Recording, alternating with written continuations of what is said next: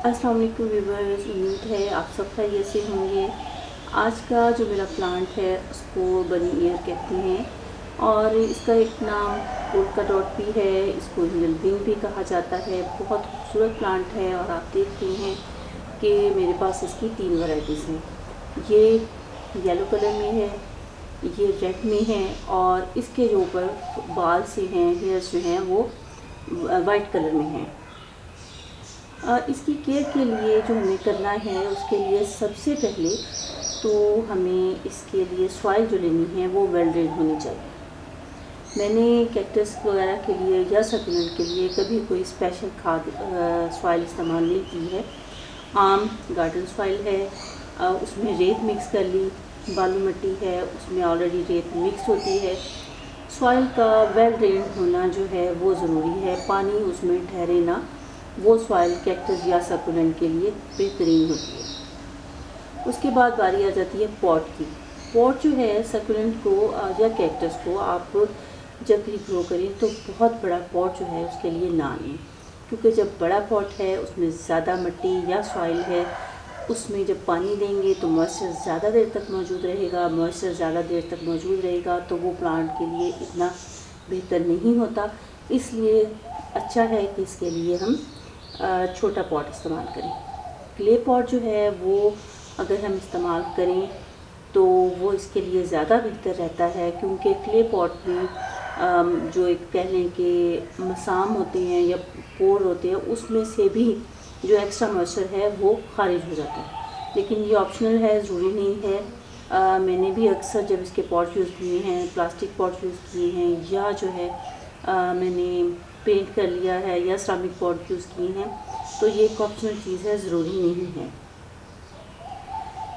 इसकी वाटरिंग की बात करें तो जब आपने इसको पॉट में निकाल लिया तो इसमें देखना है कि हमने इसको पानी कैसे देना है।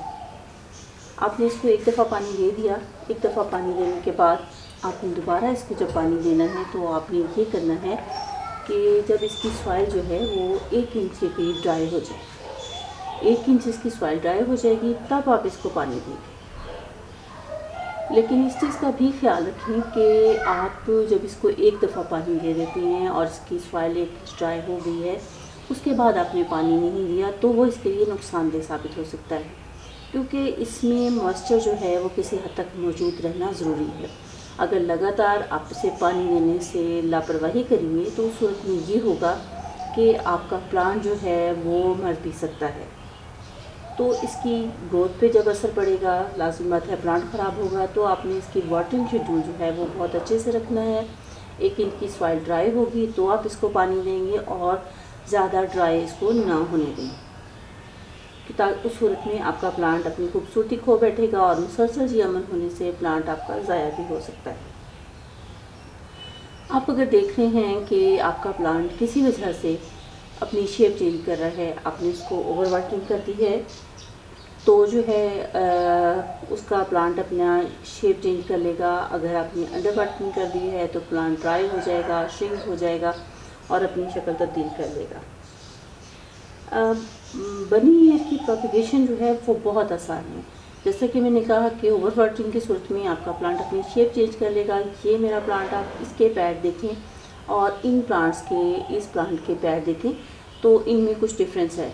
इसकी शेप खूबसूरत है, ये थोड़ा लंबाई की तरफ जा रहा है। तो अब ये टाइम है कि हम इसको हल्का सा जो है इस पर से ट्विस्ट कर लें। ट्विस्ट करके मैं इसको भी तोड़ नहीं रही हूँ, मेरे पास अभी और पॉट नहीं है, तो वैसे मैं आपको बता रही हूँ। मैं प्रोपगेशन इसकी करूँगी तो आपसे शेयर भी करूँगी। इसके पैड को हम अलहदा कर लेंगे।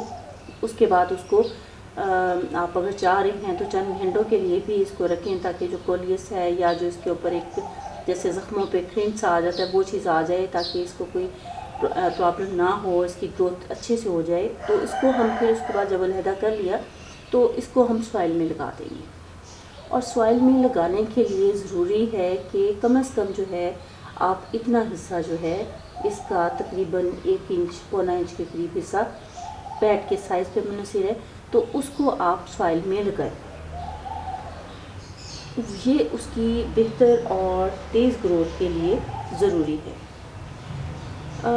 इसकी कटिंग जब हम पानी में सॉइल में लगा देते हैं तो जब हम इसको वैसे पानी आमतौर पे दे रहे हैं तो इसकी 1 इंच की सॉइल ड्राई होने पर पानी दे रहे हैं।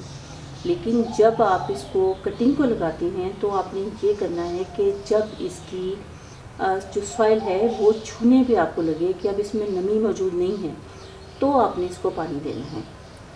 और उसकी वजह ये है कि इस कंडीशन में इसको पानी की ज़्यादा ज़रूरत होती है।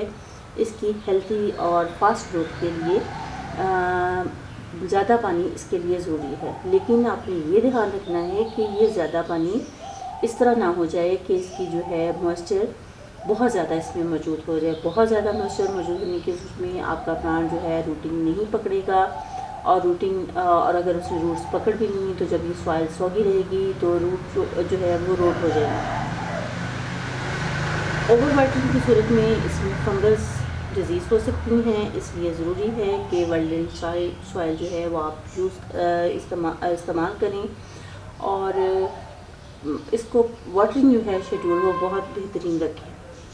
समर में तो इसको पानी देने का ये तरीका है कि इसकी सॉइल 1 इंच के करीब ड्राई हो रही है तब आप इसको पानी दे रहे हैं।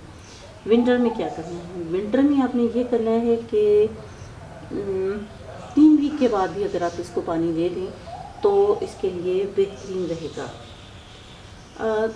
विंटर में आप इसको, ये इसका रेस्ट पीरियड है तो इसमें आप इसको सनलाइट में ना रखें।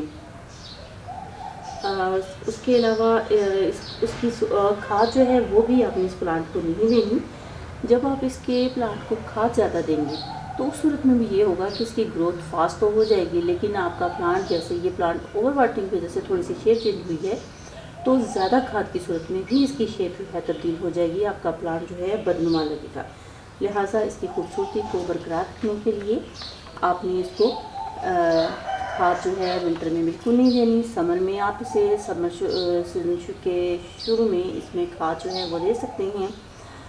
केमिकल खाद भी पानी में मिक्स करके आप इसको दे सकते हैं। कॉटन जो है वो भी मिट्टी में मिक्स करें और इसमें आप ऐड कर सकते हैं, ये आपके ऊपर है।